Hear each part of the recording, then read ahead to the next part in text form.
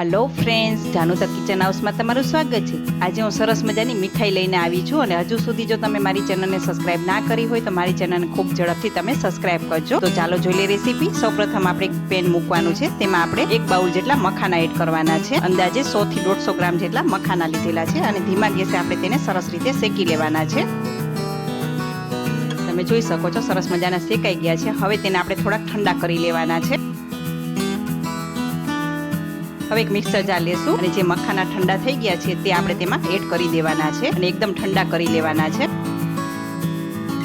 હવે ઢાંકણ ઢાંકીને આપણે તેને ચર્ન કરી દઈશું। તમે જોઈ શકો છો સરસ મજાનો પાવડર તૈયાર થઈ ગયો છે। હવે આપણે એક કપ અથવા તો એક વાટકીની મદદથી તેને માપ લઈ લેવાનું છે। હવે આ પાવડર આપણે પોણા કપ જેટલો પાવડર તૈયાર થઈ ગયો છે।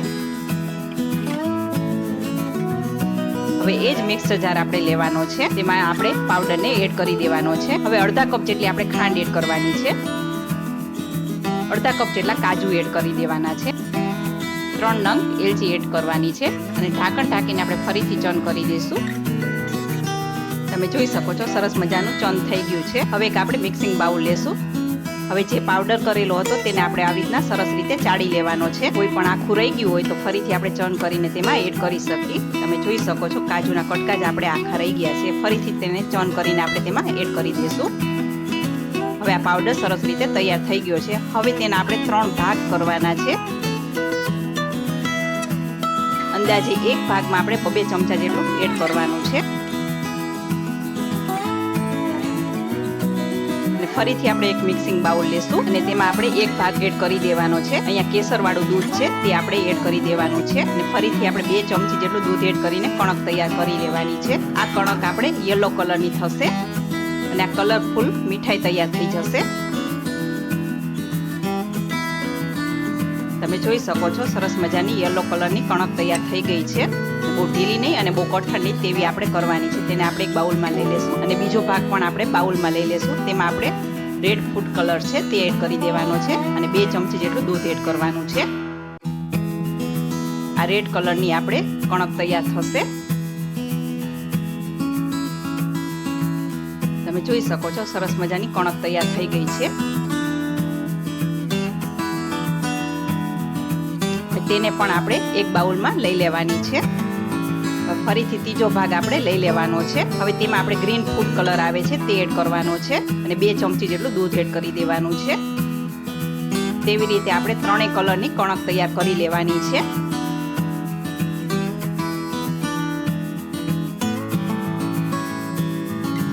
હવે 3 કલર વાળી કણકમાંથી આપણે 3ના નાના નાના આવા બોલ્સ બનાવી લેવાના છે। આ તમને મારો વિડીયો અને મારી રેસીપી કેવી લાગે છે તે કોમેન્ટ બોક્સમાં જરૂરથી જણાવજો અને આજની આ રેસીપી કેવી લાગે છે તે પણ તમે જણાવજો અને મારી ચેનલને તમે ખૂબ ઝડપથી પહેલા સબસ્ક્રાઇબ કરી લેજો એટલે અવનવી રેસીપી તમને જોવા મળશે। તેવી રીતે આપણે 3 કલરના બોલ્સ તૈયાર કરી લેવાના છે। આ બહાર મળે તેવી જ મીઠાઈ તૈયાર થશે, કલરફુલ।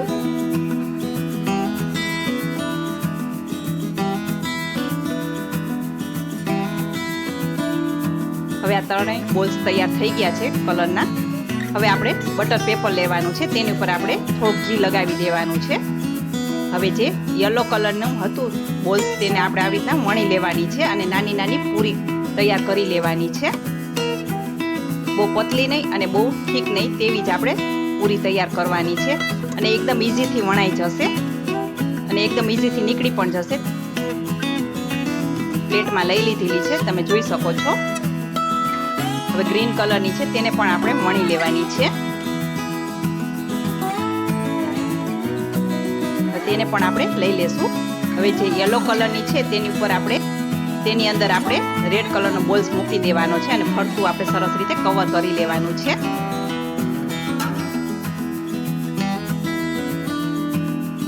હવે ગ્રીન કલર છે તેની અંદર આપણે યલો કલર બોલ્સ મૂકી દેવાનો છે અને ફરતું સરસ રીતે કવર કરી દેવાનું છે। એકદમ સરસ મજાની દેખાવ આવશે, તમે જોઈ શકશો।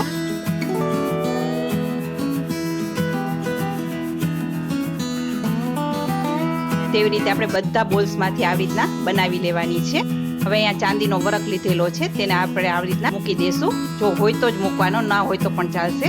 હવે હું તમને કટિંગ કરીને બતાવું છું. એકદમ કલરફુલ મીઠાઈ તૈયાર થઈ જશે. જે બહાર 1000 રૂપિયાની કિલો મળતી હોય તે આપણે ઘરે સરસ રીતે સસ્તામાં પતી જશે. તો છે ને સરસ મજાની રેસીપી. તો કેવી લાગી આજની મારી આ રેસીપી? તમે જરૂરથી લાઈક, શેર ઓર સબસ્ક્રાઇબ કરજો અને મને કોમેન્ટ પણ કરજો. ફરી જ મળીશું આવી જ અવનવી રેસીપી લઈને. ત્યાં સુધી આવજો.